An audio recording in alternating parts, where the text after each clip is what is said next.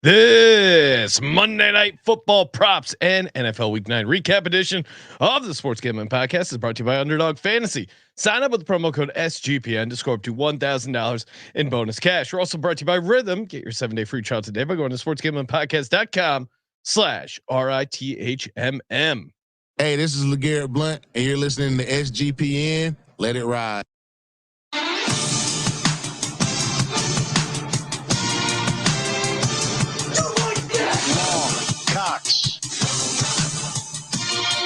He's one of those guys who will get penetration.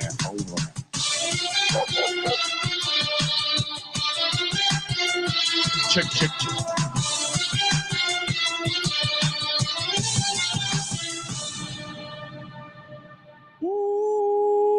Welcome everyone to the Sports Gambling Podcast. I'm Sean, stacking the money green with my partner in picks, Ryan, Real Money Kramer.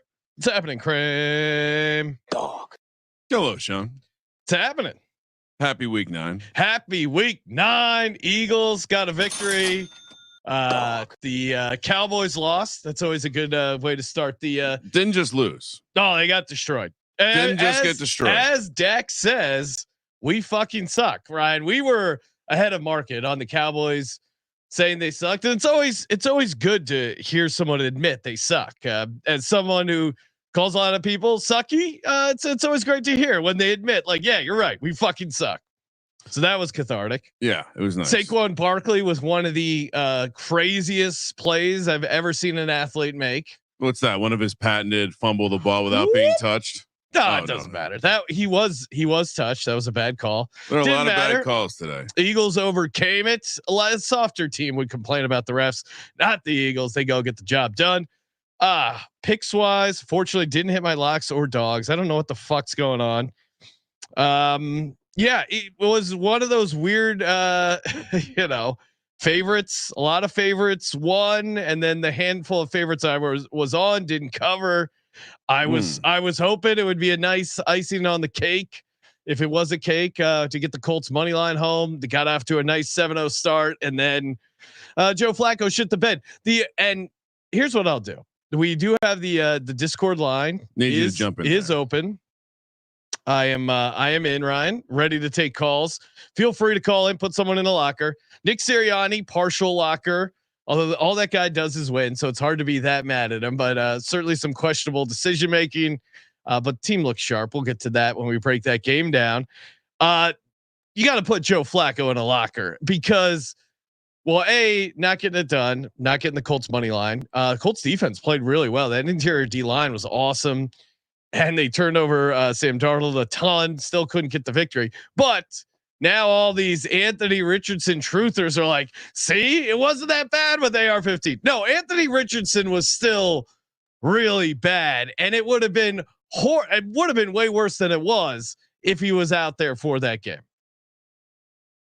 I mean, do we have to go? Should we go in the locker a little bit with Joe Flacco? Oh yeah, we deserve. Yeah, we believed in you, Joe Flacco, and you let us down. We've been having this revelation.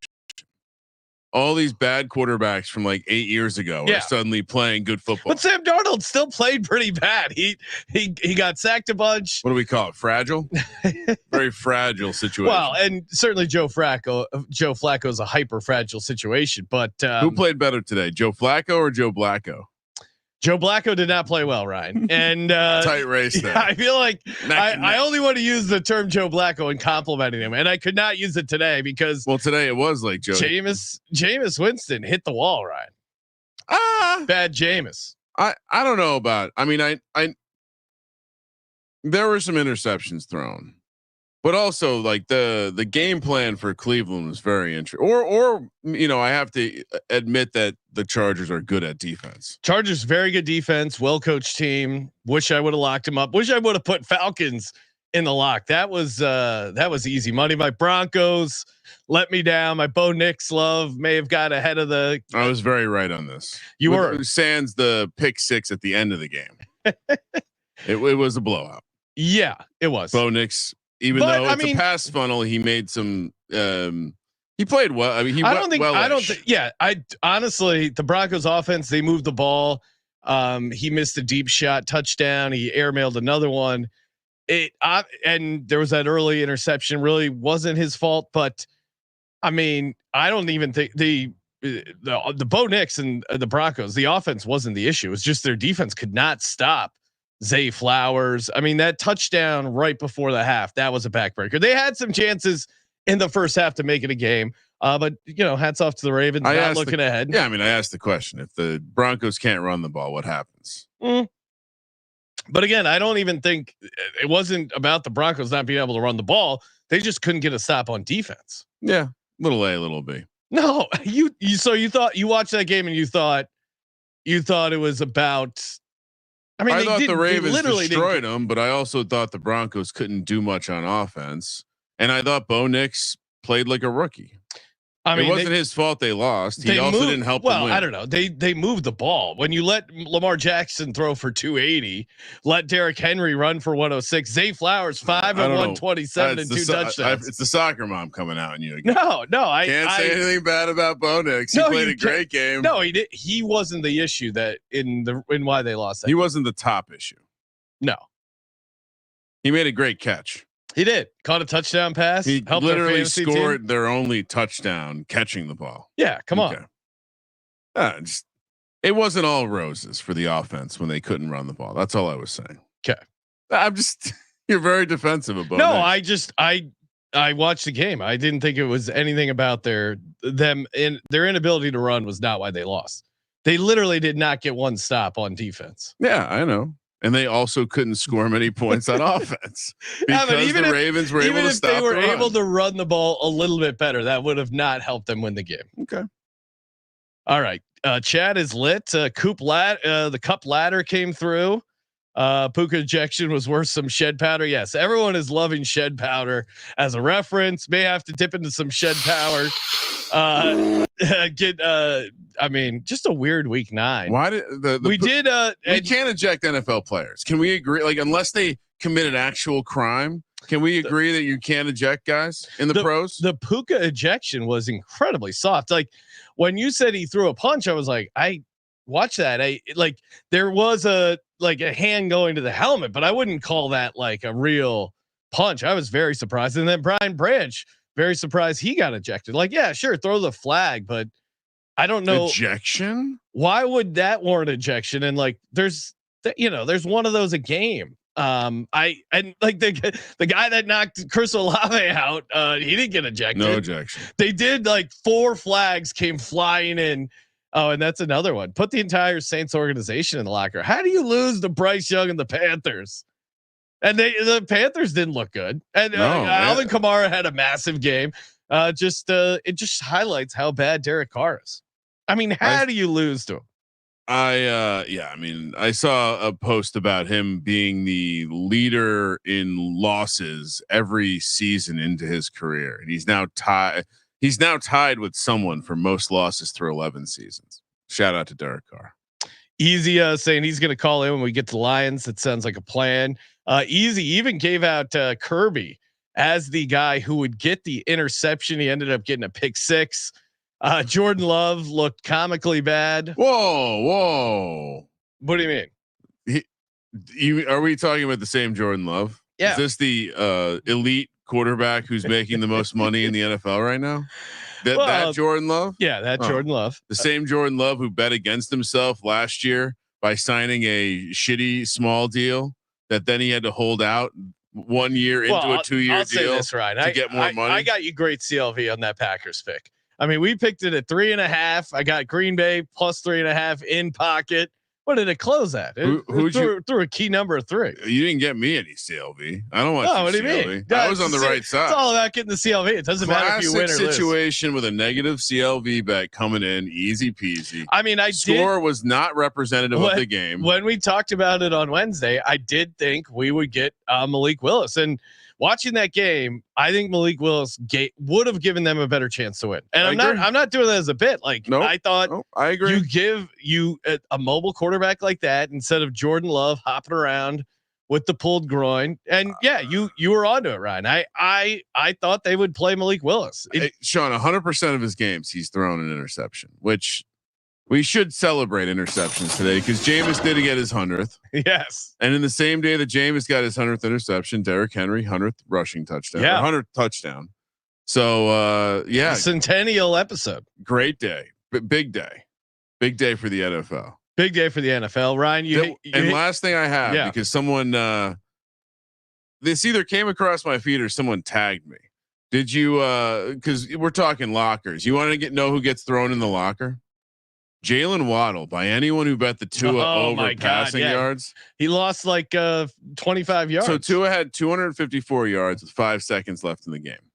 The total is 243.5. So he's clear by 10 yards, 11 yards. Jalen Waddle runs backwards for about 20 yards. Under. This is like your Patrick Mahomes beating the Super Bowl. No, it was horrible. Actually, let me correct that. Jalen Waddle ran backwards for negative 24 yards. So we did come out on the right side of our underdog entry, Ryan. That was a nice late cash. Josh Downs getting it on the final drive. So shout out to us. That was a fun cash. I did. Yeah. I'd also put Taysom Hill in the locker. How did he only have 19 rushing yards? No, that's the coaches. He had so many receiving yards. He had a touchdown, which we're always on. Let him run the damn ball. What are we doing? Well, once Olave went out, Derek Carr is just trash. All right, we're going to recap all the games, get to our Monday night props. First up, we got the New England Patriots 17, Tennessee Titans 20. It's a baby fucking wheel, man. Kneecap trend stays alive. ATS does not get the straight up victory. Drake May, I mean, that last touchdown throw as time expired was crazy. Just him scrambling around back there. Fun looking player.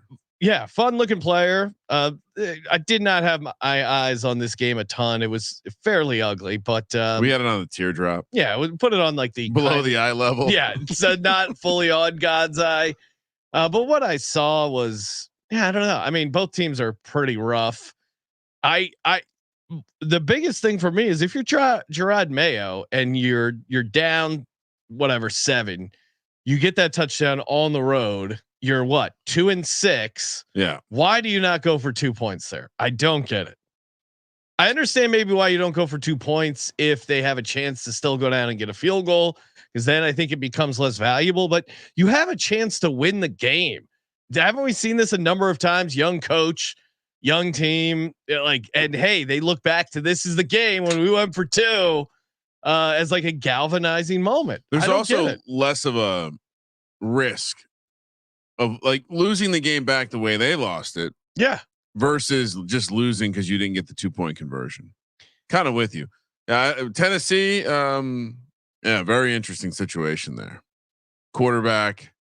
They got Trevor Siemian. They got Mason Rudolph. They got Will Levis still working on that shoulder injury, Sean. I mean, he seemed like he was willing to play weeks ago. Oh yeah. Is he in some sort of Mike Leach shed right now? Speaking of sheds. He's probably, I mean, he likes all things you can consume that are white. So if it applies to Mayo, I don't want to speak for the man, Ryan, but he seems like a guy who may have enjoyed the shed powder. Oh, I thought you were talking. Maybe he lives on the down low. Oh no, that I don't know, but hey, shed powder. I mean, 2024. Shed powder goes hand in hand with some of that activity. Chargers 27, Cleveland Browns 10. Not really much of a game, just a dominating performance by a well-coached team. And a couple busted plays by the Cleveland defense. Yeah, that was really the difference. A couple like wide open Chargers receivers. Yeah, no, I mean it wasn't. Complete. Like the Browns defense at home is solid, but the Chargers took advantage of mistakes that when they presented themselves, and their defense is good. Defense played very well, and where are you at with Jameis, Ryan? Quote: Is it over? No. What? Okay. Did you think he played horribly today? I know your head popped up every time he threw an interception, but well, I mean, I'm just saying, like I do think that obviously the interceptions were bad timing, and almost certainly you throw 3 of them, that's a bad game. Yeah, no, absolutely. Yeah. I'm just saying. Yeah, I mean the juxtaposition of how you're judging Bo Nix and Jameis Winston today is interesting. But yeah, I think Jameis still made some good I mean, throws. Bo The Nix, offense was Bo Nix fine. didn't throw 3 interceptions. I think that's the difference. Okay, sure. But Jameis, you asked me if I'm out on him. Yeah. 1 week after him playing a great game. No, I'm not out on him. Yeah, no, I don't. The running game didn't get going for the Browns, and that was a lot to do about why the offense wasn't working. And the receivers, the Chargers, that was the thing that was noticeable. None of the stuff that was working this week. So shout out to I think the Chargers defense game planned really well for this one. Yeah, no, I wouldn't completely give up on Jameis. But this is part of the Jameis experience, the good games, the bad games, the high and low. Cedric Tillman had another good game, 6 for 75 and a touchdown. Touchdown came super late. Yeah. Took the review, but nice, had a nice little DFS cash. Thanks to that late Cedric Tillman touchdown. So New Orleans Saints 22, Carolina Panthers 23. My God, how do you lose to the Panthers? Wow. Just how? We kick field goals instead of scoring touchdowns. I guess it's that simple. Carolina, I guess I'm throwing shade at them. Did you think Carolina played a particularly good game? Like they won the game. Yeah. They didn't they played good red zone. I mean, they didn't do sustainable stuff. No, but Bryce Young still threw for 171. Think about still some really bad throws. The Saints had that amazing interception where the ball was just ripped out of Leggette's hands. How did they blow this game? There were numerous massive plays by Alvin Kamara. There was the in-game tragic magic of Chris Olave's head falling off or something. I'm assuming there was a neck injury. Do we have any details of what happened with Olave? Yeah. No, he just got a concussion. I don't mean to sound crass. What was the I didn't quite understand what was happening. They reacted as if I thought we were for a little bit. It was is there a DeMar Hamlin situation going on? Oh no, he got knocked unconscious and wasn't moving, so they carted him off. It just seemed like moving. It was a very they were very much doing that thing where they zoom in super hard on it and made a big scene of it. I don't know. Just seemed interesting. You didn't it's the first concussion I've seen where they took 15 minutes, delayed the game, and took way longer than they typically would to take someone off the field. It was like a 4 commercial break injury. Yeah, no, I mean he was knocked out cold. I know. It's just I don't know. No, I mean I think they play it safe, put him on the board, and yeah, he was fine. I mean, he's completely fine now. Oh, is he going to play next week? It is week 10. The concussion protocol. I mean, fine by relative standards. He did get knocked unconscious, so I wouldn't. I'm not a doctor, Ryan, so I don't know if he's fine relatively. Guy gets a lot of concussions. Fine by NFL standards. Buffalo Bills 30, Miami Dolphins 27. Oh man, this was annoying because the Bills. Josh Allen threw it right to Keon Coleman, just went off his brick hands, and the interception right at the 1 yard line. And then right then, they're never going to cover this game. That was not good. They had so many chances to cover. Miami, I never felt worried that Miami was going to win the game, but then I never felt great about there was a little window where you're like, all right, maybe Bills get the stop here. Miami was feisty enough to stay in the game. I was really hoping they'd miss the 61-yard field goal and send it to overtime, so we might get a backdoor push on the 6th, but that was pretty much the game. I did bet live on the Bills, so I wasn't super rooting for that. But yeah, it was annoying how much they were willing to let the running backs gouge them. It seemed like it was part of the game plan. There was a little bit of a Brandon Staley game plan where they're like, "Yep, we're not going to let this be a Tyreek Hill highlight game." And so we're just going to be completely fine with Mostert and Achane just destroying the middle of our defense, which also is a weakness. We were on the Achane ladder. It didn't get very high. But yeah, honestly, it struck me as a game where they were fine playing a tight game against this Dolphins team. I understand the turnover happened and it probably flips the spread, but they also were just letting them drive the ball down the field. The defensive game plan was let me just sit back and give you everything we know you're going to take. It's very frustrating. I think they were being super conservative. They were worried about Tyreek Hill or Waddle doing something over the top. So they just gave the Dolphins a bunch of easy stuff underneath that the Dolphins happily took. On the game tying drive, I mean, Achane got his ladder because of that drive. You can't get beat by a running back out of the backfield for a game in the fourth quarter. That just seemed like a bad defensive plan. Yeah.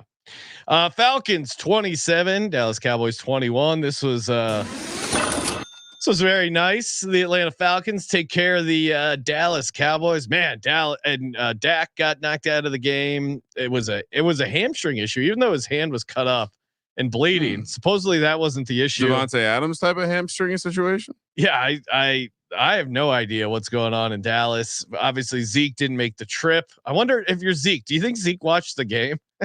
How I can see Zeke not watching the game. How many violations you got to have? How many practices you miss? Well, wasn't it like he was showing up late to practice, but he was at the team facility? I know. He was in the break room, the snack room. Was he eating people's lunches? I read. Say it feels like a super petty HR thing. I read it was kind of a combination of quotes, so perhaps there was something muddled in there, but it did seem like he was suspension for repeated violation of team rules. Yes, but it also seems like Zeke's around a lot. So I don't like. Is he just sneaking off to the cafeteria late to running back meetings because he wanted to get some more carrot cake? Big on carrot cake.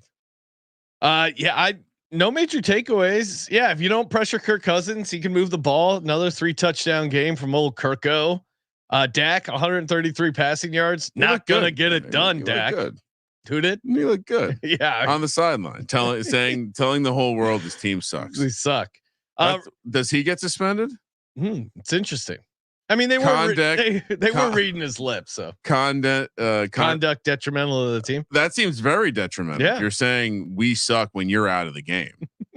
So you're literally saying everyone else sucks, but I'm me. Good. Every rest of the team sucks. Team got way worse when I get injured. This hamstring. Haven't heard from Serial in a while, Ryan. Really? Cowboys fan. Yeah, I don't know. Maybe he lost the Discord number. He was pretty optimistic about the team. CeeDee Lamb got banged up too. Oh, this is great because normally the Cowboys collapse comes in the playoffs at home or in some big money spot, but now this has just been a slow bleed of this team. Every game I get closer to my prediction of Deion Sanders being the head coach with Shador as the quarterback. I wonder more and more. Perhaps Dak, it's not a hamstring. It's his feelings are hurt because Micah Parsons and Trayvon Diggs didn't list them out in the top 9 quarterbacks in the NFL.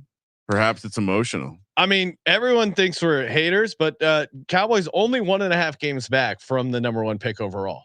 Really? Yeah. They're 3-5. So and you then think there's 7 teams tied at 2-7. Has Jerry called Deion Sanders yet?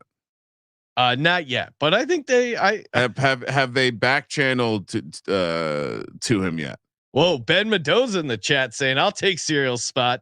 I need a Discord account though. They need to trade Micah Parsons." Whoa. Wow, he's your one good player. If I was a Cowboys fan, I'd be. I can't even imagine. It's not Dak. That's a wild ass take. All right. Next up, we got the Ravens 41, Broncos 10. Yeah, they blew out the Broncos. Hats off. I still like my Broncos. Ravens are a bucket. I think Lamar MVP. It's going to be interesting. Him or Goff is making a really strong case, I think, as well. And the fact that Goff has never kind of even come close to this award. Who's your top 3 right now? To me, it's like neck and neck Goff, Lamar Jackson, and then I think Josh Allen has a case, but I think it's going to be if it's going to come down to a tie between Lamar and Josh Allen, you would have to give it to Lamar because they whooped him when they played head to head. Now I would have to look at it'll probably come down to one of these late primetime games where it'll get swung, but Goff is making a really good case in the NFC. Yeah, I think it's fairly. I mean, I'll be curious to see what the odds. Maybe they're open right now. I'll take a look, but it seems like those guys should be squarely ahead of Josh Allen. Yeah, Josh Allen's a guy that has a shot to win it, but I would say distant third right now. And and also this is a good sign for regular season Ravens too. Did you see the trend about? Every time they lose, they just to the Browns that they don't lose again. like, yeah, every time Lamar has lost to the Browns in his career, he's run the table. I mean, we're setting it up. They got the shit on repeat. Ravens are going to be the 1 seed. They're going to be at home. They'll make Patrick Mahomes a dog again because his offense isn't that good. Write in your notebook. You got to write in your notebook next year. Be higher on the Ravens in the regular season. Yeah, I think Deontay Johnson. Right around they're going to have another weapon that. They're going to be very. This might be the year they get Kansas City. Maybe I'll take them in the playoffs. Am I making this up? But did you take the under on the Ravens win total in the regular season, and I took the over? Yeah. No, that can't be right. I took the under. I know that. I wasn't as high because I was higher on the Browns. You were higher on the Bengals. The Browns are impossible. We were both high on the Steelers. I think I had them go 10. I think I've had them win 10 games. Yeah, I had them 10-7. You had 9-8. So we were both under the 10.5. Shout out to Shark. He had them going 12-5. They can smash that. A lot of people have them as their Super Bowl picks, which thank you. Yeah, that little different when the playoff hits. Oh, thank you. Raiders 24, Cincinnati Bengals 41. Yeah, Mike Gesicki 2 touchdowns. That was fun. Kramer, you were on the Bengals. I was on the Raiders. I thought they would backdoor. They almost got that backdoor. They did get slippery. They did put Desmond Ridder in, who may be an upgrade. this Raiders team is you don't so think bad. An upgrade? This Raiders, they're just horrible. All right, I got the MVP odds real quick. Okay, what do you got? Lamar Jackson plus 250. Okay. I agree with that. Yep. Josh Allen 3-1 next. What? Don't agree with no. That. Patrick Mahomes next at 6-1. No. With Jared Goff. Yeah, I mean, I think if you're betting this right now, Goff at 6-1. Next tier, Jaden Daniels, Jalen Hurts 12-1. Jaden Daniels isn't winning it. I just would be shocked. And then Joe Burrow 16-1. Derrick Henry 20-1. I mean, Joe Burrow could have but it just always goes to a number 1 and number 2 seed team and who is their quarterback? Like that. That's how they do this award. So Sam Darnold 20-1, Kyler Murray 20-1 with Brock Purdy. Any interest in Kyler Murray? I got that 50-1 CLV in my pocket, Sean. It's now 20-1. No, he's not going to win it, but nice. They are in first place in the NFC West. No big takeaways here. Raiders suck. Nice offensive output by the Bengals. No big takeaways. Luke Getsy, the Raiders OC, has been fired, relieved of his duties. I mean, he wasn't doing a good job. I don't know what their expectations were coming in. Listen to this fucking con job. So I get convinced of Zamir White. This fucking guy probably wasn't Devontae Adams. I'm like, all right, he's bought in because he's saying nice things about Luke Getsy. Yeah. Who, by the way, produced some nice offenses for him in Green Bay when they were together. That was a good angle, Ryan. Everyone's gone. Now Luke Getsy and Devontae Adams are. And Zamir White got a charity touchdown. I mean, what a bad take. The Raiders are just a dumpster fire. Glad I laid the points this week. Good call. Commanders. Speaking of glad I laid the points, Commanders, aka the Redskins, 27. Your Giants, 22. Congrats, Danny Dimes was dealing out there. Got his first touchdown. Also ran over. He did. A couple of linemen and did truck stick some people. And got the home passing touchdown monkey off his back. Devin Singletary did not want to pick up a fumble. Business decision. And the refs, the Redskins were plus 14 in points off pass interference. There was a touchdown taken off the board for the Giants, and they handed the ball to the Redskins on the 1 yard line with a tremendously soft. That was a bad call. So yeah, I mean, you combine that with this, and put a bullet in everyone's head, metaphorically, of course. Metaphorically, are you? You guys are tied for the number 1 pick overall. Nice. Are you any quarterbacks on your board? They don't. No. I've told you this before. I've come around on Shadur. Okay, but none of these guys are that good. So maybe try to trade for Anthony Richardson. He might be available. Sign Jameis. So what do you? Any thoughts moving forward? Dable on the hot seat. This was I mean, again, Daniel Jones ends up losing the game effectively with that. But I thought he tremendously bad fumble with the guy running right in his face. Like, how do you not see that coming? He does have a random blinders on. Once again, they're running a defense out there that's mostly playing okay, but then in critical moments they just do the same dumb shit over and over again, like put Deonte Banks on a ISO on a wide receiver with no help to the inside.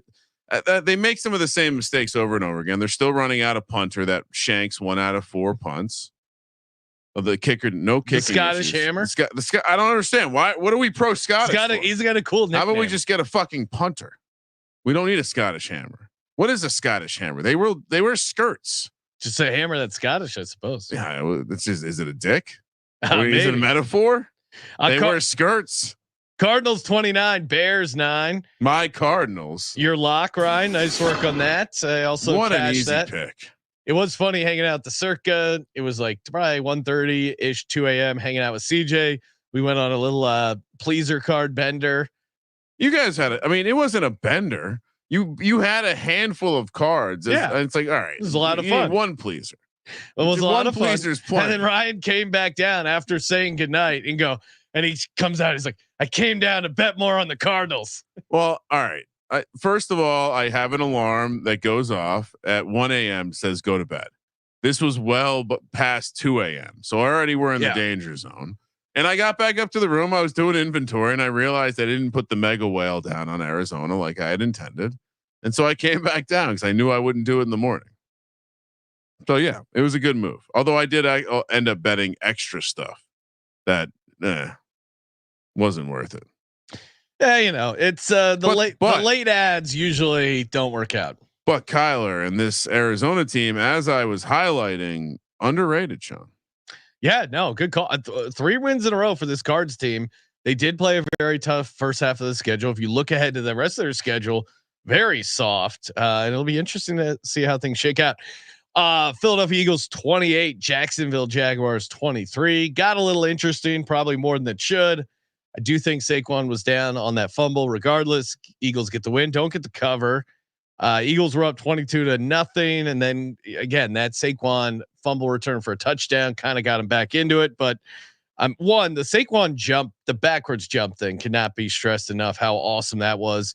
And then Devonta Smith with I can't remember a crazier catch in Eagles history. I know it sounds insane, but one of the craziest one-handed feet tapping catches, and it was just all bonkers. Jalen Hurts, no turnovers. Was it 4 games in a row now? He's played very good. Eagles 6-2. A couple plays away from being 7-1 there against the Falcons. Like where the team's headed overall. Defense I thought played really well. I got some turnovers. Some of the stuff against the Jags, and Jags aren't good, but they are a tough team to fully kill. And last year, so weird. How can they be so bad and then completely it was turn just around? Honestly, some horrible turnovers, an insane interception by Nakobe Dean. He's a linebacker, right? Yeah, that was great. And each linebacker, Zach Bond got an interception. Like some of the best linebacker play, and that's the thing with the Eagles. Like they punt on the linebacker position. They just hope for the best with mid-range picks or cheap vets. And Zach Bond and Nakobe Dean are both playing really well. D-line got some work in there. Avonte Maddox got taken advantage of again, and Darius Slay being out, I think that created some opportunities for Avonte Maddox to get on the field. Unfortunately, AJ Brown deal with a knee issue. Knock on wood, he's all right. Haven't gotten any explanation on what it was, so hopefully not serious there. But nice win for the Eagles. Could have easily been a trap game with Dallas up ahead there. Well, they're not a good team anymore. So what's the trap? It's a division game, right? Yeah, division game in Dallas. I'm pretty sure it's in Dallas. Let me check the schedule. But are we? Did AJ Brown go over his totals? No, because he got injured. It was weird. He took a shot in the back, and it seemed like, okay, he got the wind knocked out of him. Stayed out there, finished the half. He came out to start the second half, and then jogged back into the locker room. Immediately thought like, oh, okay, he's just taking a shit, and then never came back because he was dealing with the knee thing. So they're saying the Twitter doctors are saying MCL and that this could be a similar situation of what DK is dealing with in Seattle. So basically, best case, he's tough. He's able to play through it next week. Worst case, maybe a 4 or 5, 6 week injury. Jesus. Yeah. I mean, so AJ Brown. DK's been out, what, 2 weeks now. So, well, he was close to playing, wasn't it? Yeah, that's what I'm saying. So maybe the more realistic outcome is a couple weeks. Yeah, probably. God damn it. They'll need him against the Cowboys, but we'll find a way, Ryan. Grant Calcaterra has been playing pretty good there as well. All right. Couple more, feel free to get in on the line here. Rams 26, Seattle 20. This was a bonkers ass game, and glad this should have made my lock card as well. It was hovering. I don't know why I couldn't get its way in there. The Rams misfires this week for us. Yeah, not great, but still decent run as far as the circa million here last 3 weeks, even with this dud 1-4. Rams 26, Seattle 20. Rams, Demarcus Robinson one-handed touchdown in the to walk off the game. The end of this game was remarkable. I leave the office, I get in the car, going to the little one's soccer game. I'm trying to follow, and it's just like, what the. It was a completely weird game. The entire, like, Puka getting thrown out. Cooper Kupp did go off, helped us cash the underdog entry. That was awesome. I needed that.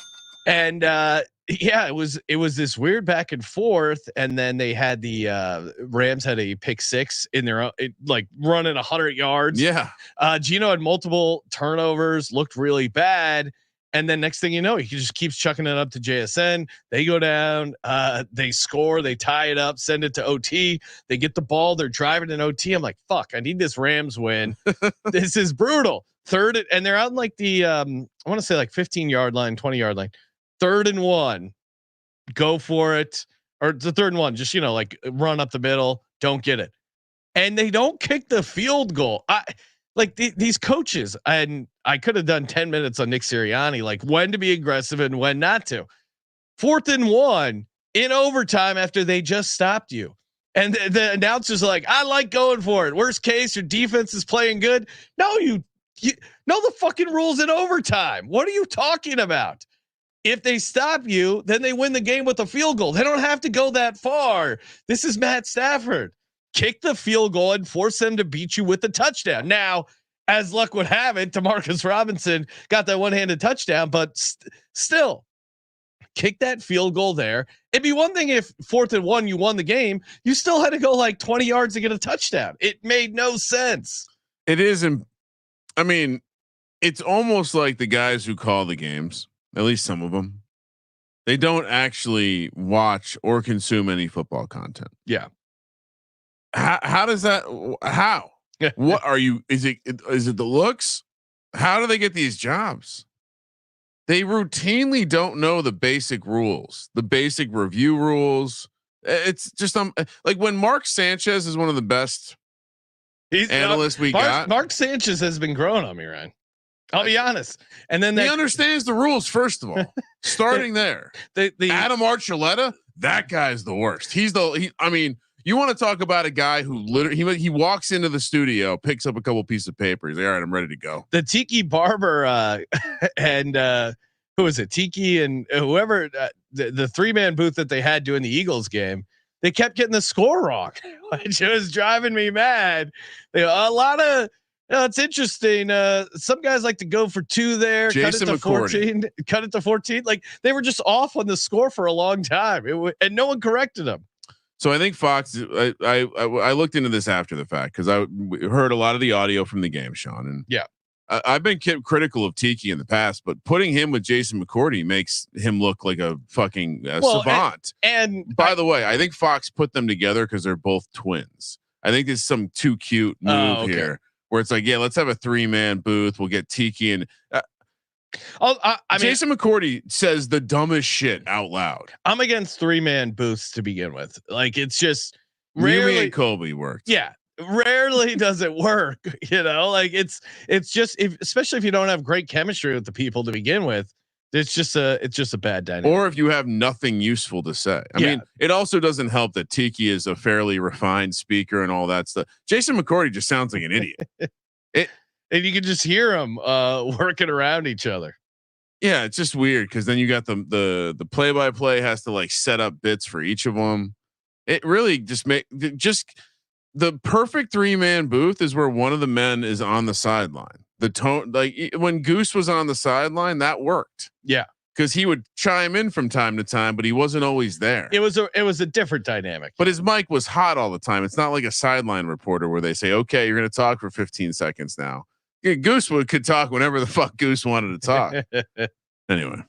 All right. Detroit Lions 24-14. Join us on the line to break it down. I think he's live here. Easy. Congrats to your Lions. Nice win. Jared Goff outdoor in the rain. Didn't matter. Got it done. You nailed the interception prop. You got to be feeling pretty good. Yeah, it was a good day. I don't have anything to complain about over here. Not putting Sounds anyone like someone in who any just lockers. had sex and they got a cigarette in the mouth. Like fuck the Packers. I mean, so what? You guys are you already thinking about number 1 seed? Oh, look at you. Like we're thinking about our defensive line. Oh, yeah. We got no pressure today. If it wasn't for the rain, I think this would have been a much different game. You know, for the whole narrative that Jared Goff sucks in the weather. And I know he's injured, but Jordan Love looked horrible in the rain today. No, I know. That's it. The irony is So the dome team, who is kind of seen as like, oh, they can't handle the weather. Oh, not in Lambeau Field. Meanwhile, Jared Goff, I think only Lions quarterback to ever win 3 times in a row at Lambeau. So hats off to you, Goff. Definitely when you doubted you over the years. Picking some of the things out of his career, like, you know, he's with his first team, he had a tough road win in the playoffs. He's been playing decent in outdoor games. I'm looking at their schedule. I think they're going to be like I mean, I don't think any one of these games are not going to be favored by at least 3 points. I mean, back to the MVP conversation. Yeah, Goff really should be in there. He was playing, and he just plays incredibly clean football. They gel as a team. Like if we stop the season right now, it's probably Lamar. But is Goff really not getting second place over Mahomes? Like, what are we talking about? It's. I mean, the problem is the Chiefs haven't lost, and I'll tell you what I feel a lot better about after today is my Chiefs Lions big mega division winner parlay. No, you got to be feeling good about that. Although Chargers are nipping at they're only 2 games back, Ryan. 2.5 because they have a loss against them, right? Yeah, you're right. 2.5, 2 wins back, Ryan. And that's the other nugget we learned from Scott Hansen, who he must have done the research himself on it, repeatedly mentioned it throughout the broadcast. The Bills could clinch a playoff spot in the month of November. Thanks, Scott. We got like 3 more weeks in November. Easy. How was the rest of your gambling day? It was decent. Not a lot hit, but the big stuff that I had hit. So it kind of like leveled it out a little bit. Yeah. It's always nice. Balance it out. You got to balance out the shed powder, you know, the ups and the downs. All right, Easy. Well, congrats to your Lions and good call on the INT prop. Appreciate it, man. That was pretty awesome. I do have one for the Monday night game. Oh, if I want to hear that. Yeah, quick. of course. What do you got? Yeah. So, Baker Mayfield has thrown 7 interceptions in his last 3 games. Yeah. So obviously him to get a pick, you know, pretty good bet, but it's -145. But Justin Reed to be the guy that gets the interception is 5-1. Ooh, and right. I think Baker, it's kind of 50-50 on corners and safeties getting the interceptions from Baker. But I think with the way the Chiefs play defense, the safety is the way to go. So I think Reed's going to have the best shot at it. You dog. I mean, I like the very specific. Yeah, I love this. Let's go. I mean, it's also a man who he's hot. It's a heat check. He's feeling good. Don't let him get hot. There. Yeah, exactly. All right. Thanks, Easy. Appreciate calling in. Let it ride. Appreciate it.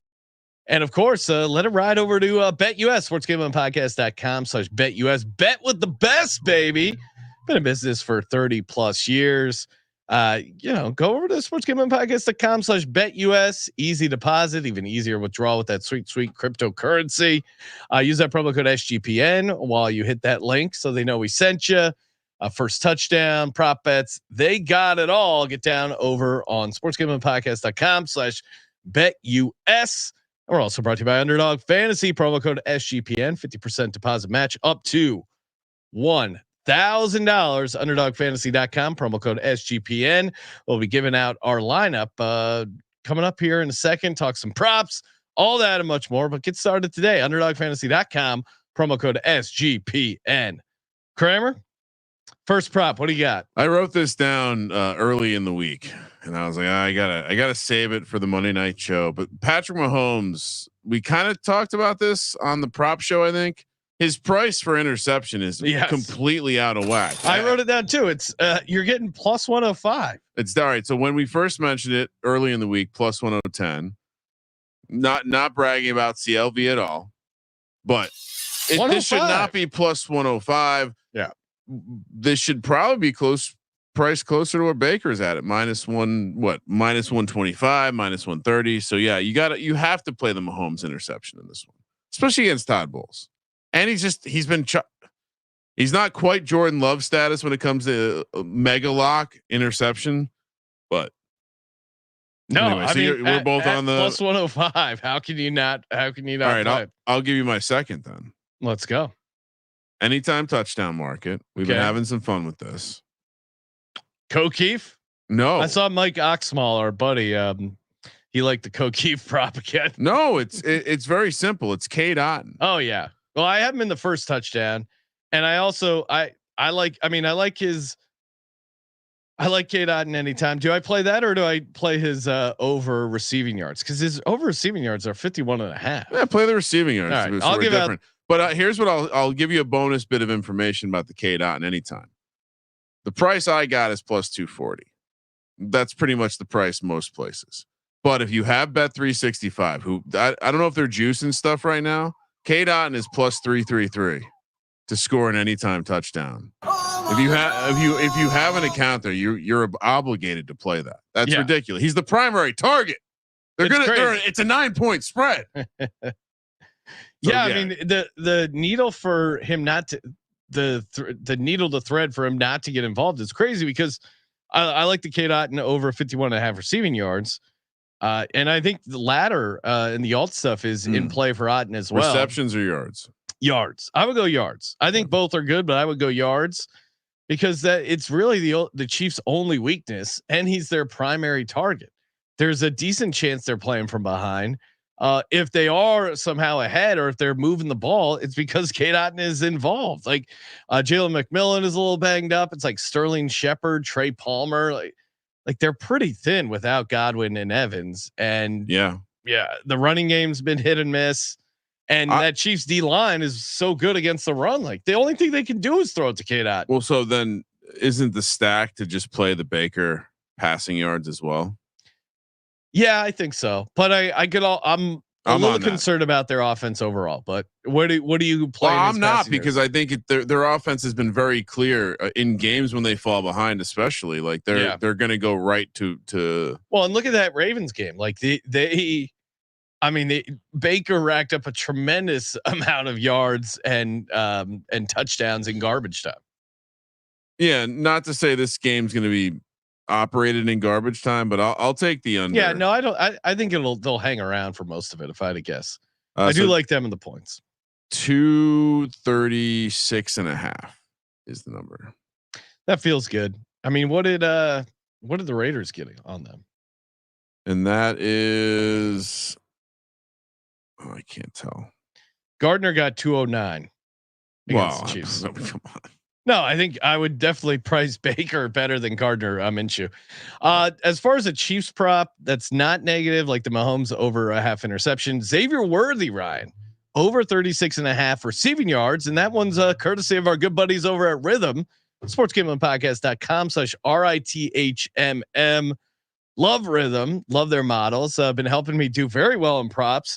Ryan, the Underdog entry we hit was I got a little help sometimes from Rhythm. Sometimes I mentioned on the show. Sometimes he's just like my secret homework buddy that I don't tell. You know how the jocks at Penn at least that's how it was at Penn State. they would have these nerds that they would assign to the jocks who would they would go to the computer lab and they would help them with their papers. Yeah, AKA do their papers. There was no way you were going to fail a class. At least that's how they were running it. Speaking about Penn State, any comment on the Jason Kelsey situation? Oh yeah. I mean, that dude is lucky Jason Kelsey didn't knock him the fuck out. I don't care what words Jason Kelsey may or may have not used. Like, this is he was returning serve. Yeah. For what it's whatever worth. That guy said to him, he yelled it back at him. He smashed the dude's phone. I mean, did you see the angle where like you see that dude like push it? Like he went, it's like, whoa. I mean, here's my thing. Yeah. If you're a celebrity, okay. You kind of have to expect people, kind of film you, whatever. But if you're getting in a guy's personal space, we all know what that means. And you're, more or less ask it, you fucked around and you found out in like the simplest way, like your phone getting smashed. And Kelsey's kind of in a decent spot because is this person really going to want to sue Jason Kelsey and then have it become public knowledge? I mean, remember where this took place. This is Penn State. This is Pennsylvania. Jason Kelsey is a fucking god in that state. So you want to be known as the guy who sued Jason Kelsey after you were harassing him, insulting his brother. I think this is just going to go away if I had to guess. Now, maybe ESPN makes him say something, but I kind of don't think so. The way that I think a lot of the stuff that these companies do is it's just based on like how are people responding. They're waiting for massive blowback, and I don't think there was. Like, I think a lot of people are like, "Yeah, he was fucking with Jason Kelsey. You shouldn't do that." I've seen two things that made me a little irritated. And first of all, yeah, like in a way, it would be nice if we could just get back to a place where if you do something like if you were gonna interview like Family Feud style, let's bury it to the lowest common denominator. You ask 100 people on the street, is what that person did fucked up? How many people say yes? 93. Then Jason Kelsey gets to beat the shit out of him. It's not a crime. You cross the line. You have to learn the fire is hot. This is why everything is going to shit when there aren't consequences. If you turn off the electric fence, you know what the electric fence is going to be good for? A fence. And because it won't do anything when you touch it. And he was just dying for some contact, as a former offensive lineman who's done battle, and he even talks about it on like Chris Long's podcast, how they miss like that, the combat working out. So you got to exercise a bunch or you're going to be in a grumpy mood. Yeah. There is that, but there's also like the annoyance of like, dude, are you serious? Like, look at yours. Like, I'm the only person on the earth that could stop Dexter Lawrence.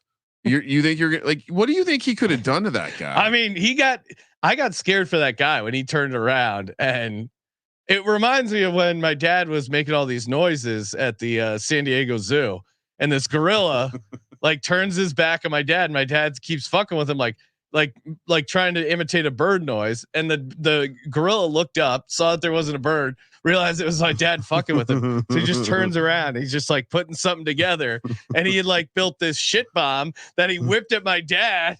And yeah, my dad had that coming. You're like, you don't fuck around with that. I mean, having your phone smashed is best case scenario. But so, as you know, watching the kids operate too nowadays, like the kid didn't flinch. He, in his mind, he thought, because obviously his goal was probably to get fucked up by Jason Kelsey, but he probably didn't. His goal was just like, hey, I'm gonna create a viral moment or something. But like normal instincts when he like whips around would be to jump back a little bit. He didn't do that. Which tells me this person's never been punched in the face before. Imagine the first person that punches you in the face is Jason Kelsey, Hall of Fame center. Yeah. What a way to go out. And he's holding a 12-pack of beer. Great promo for Garage Imagine beer. get smashed in the face by, and fuck Garage TMZ, beers. by the way. They clip it so it's only Jason Kelsey returning serve screaming at the guy. And the headline is ESPN's Jason Kelsey utters slur. Yeah, come on. At Penn State student. It's like, fuck off. Yeah, come on. That's clown what does shit. TMZ have to? What do they got against Kelsey? Yeah, you can't antagonize a guy and then not expect him to freak out a little. It's pretty bit. odd. I mean, everyone came out and said this is awesome. Even Antonio Brown was getting involved in the conversation. Well, when he chimes in, it's just sane judgment. And I actually, my take on it is I thought it was an impressive level of restraint considering he was drinking, considering the line that the dude crossed was like going after his brother in a way that I'm sure has happened before, but also coming from a college kid where it's just like, you want to smack him around and teach him a lesson. Anyway, no, having your phone smashed, best case scenario. All right. So for me, Kate Otten over 51.5 receiving yards, Xavier Worthy. Oh, do we even talk Xavier Worthy? I felt like, well, you said you wanted to say something positive about the Chiefs. Yeah. Xavier Worthy over 36.5 receiving yards. I mean, this Bucs secondary is pretty porous. And I think even with DeAndre Hopkins out there, Xavier Worthy is going to get his 36.5 feels pretty low. And yes, that was another one Rhythm liked. sportsgamblingpodcast.com/RITHMM. They got the college basketball model dropping today, aka Monday, and check out our bonus college basketball picks. Massive slate, and of course, check out the college basketball experience back better than ever. Daily picks. I think they're live right now, actually. All right. So we don't have any of those losers in our chat right now. Oh, now I can tell the chat's extra awesome. Yeah, it's very civil. Lots of good jokes. People talking about picks. No cocking. No leaning. Nothing. Can I add one more prop because we should I mean, Easy is on a heater. Yes. So we are. I'm going to play the Justin Reed interception. Okay. Yeah. I like plus 500. Man, that was such a great call. Well, first of all, I get excited. So actually, we're in the studio watching the games. I go off and I need to go take a shit. And I missed the Jordan Love interception happen live. And I actually figure out it happens because my notifications just start going crazy. Everyone's tagging me. Jordan Love doing Jordan Love things. Jordan Love interception. Easy. I mean, very joyous day for Easy. So let's run it back. 5-1 on Justin Reed. Anyway, first touchdown, Sean. I'm sure we have a lot of the same stuff. This was a simple system. Really?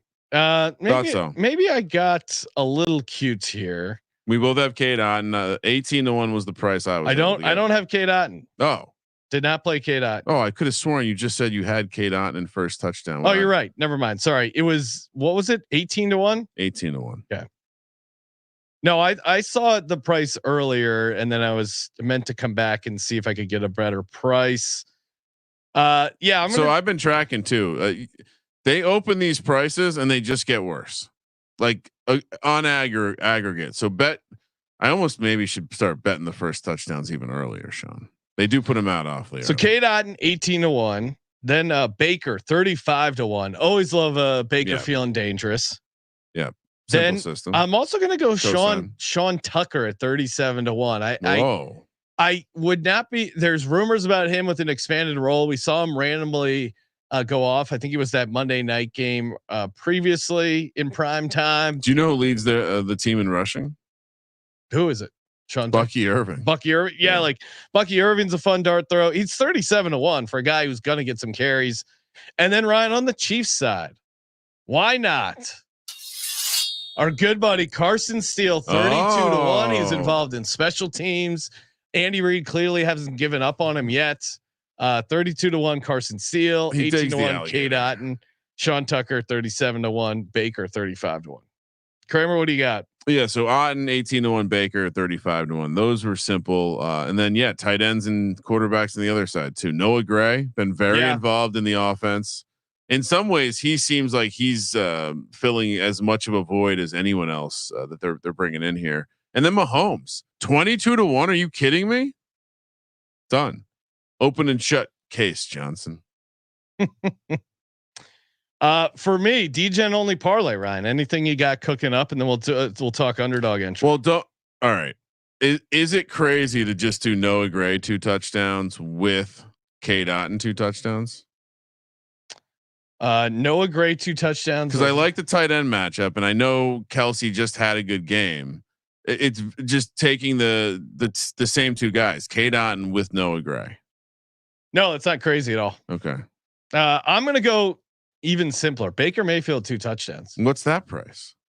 Guess the price. All right. So is anytime probably like 550s.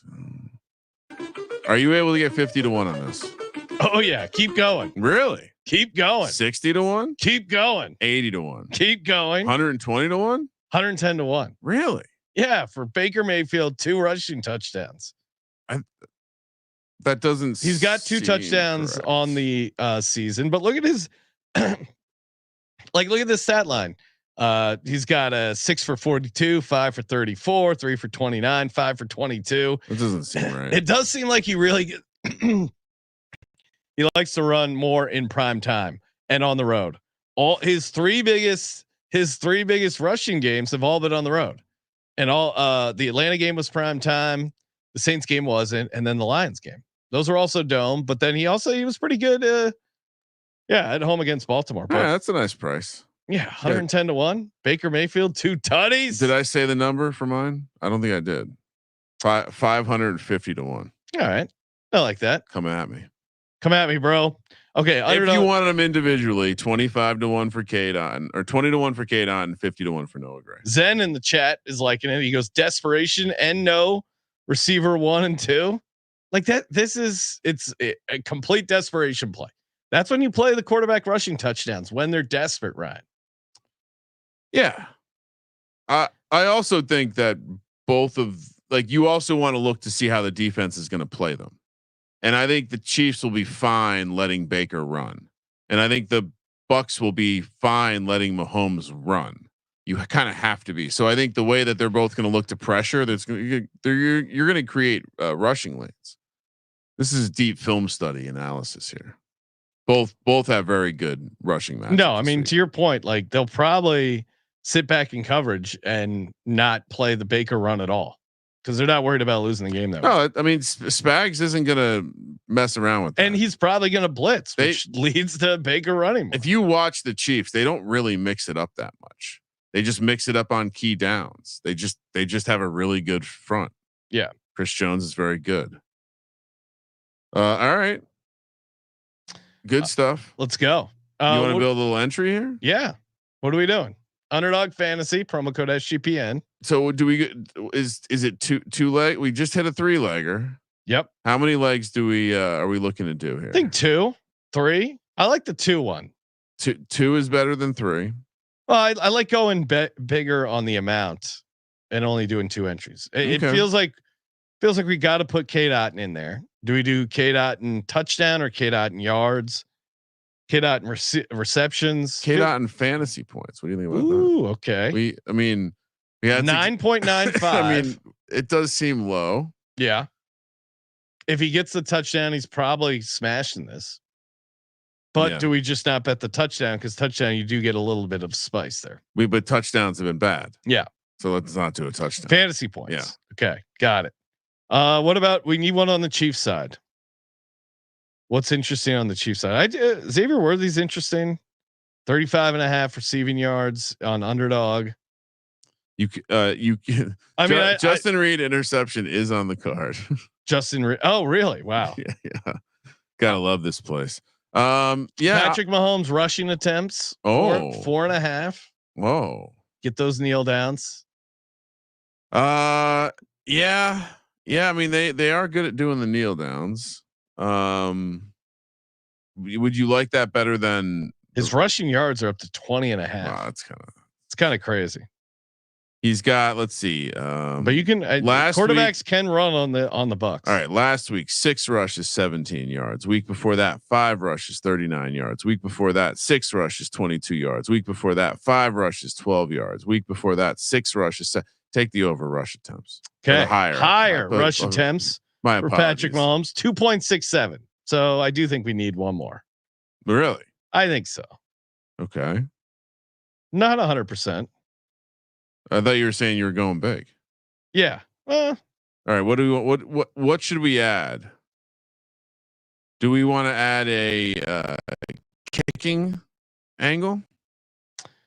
Oh, no? Kicking angle. Do we want to add a? It's like they have more defensive stuff open right now than offensive stuff, which is, I mean, Noah Gray is available. What do you like a Noah Gray? I mean, I just think he's been involved. Okay. 2.5 receptions higher. What's the yardage? The yards are 22.5. All right. So let's see. Last week he went 3 for 23. Week before that, 4 for 66. Yeah. I mean, 3 of the last 4 weeks he's gone higher than 2.5 catches. And in all the weeks he's gone higher than his yardage projection. So I think we go yards. Yards, lock it up. So we got Noah Gray higher 22.5 receiving yards. Kate Otten higher 9.9 fantasy points. Patrick Mahomes higher 4.5 rushing. I like attempts. That's a fun entry, Ryan. Good job. Bankroll building. Let's go. All right. Yeah. Hey, check out the bonus college basketball pick show. Thank you everyone for tuning in as always. Thank you everyone for tossing us 5 stars. And yeah, check out the college basketball experience. College basketball is back. We're going to be back talking college football after the Monday night game, Ryan, or are we doing Thursday night props? I think we're back. I think we're going to be doing the college on Monday going forward. The plan is if everything goes well with Colby's relocation to a different time zone, and understanding how clocks work, the plan is going to be a day night doubleheader on Mondays. Basketball in the afternoon, football at night. Nice. And yeah, college basketball pick show is out, so check that one out as well. Appreciate everyone tuning in as always and telling a friend. Thank you for participating in the Sports Gambling Podcast. For Sports Gambling Podcast, I'm Sean, stacking the money green. He's Ryan. Good job, Sean Kramer. Let it ride.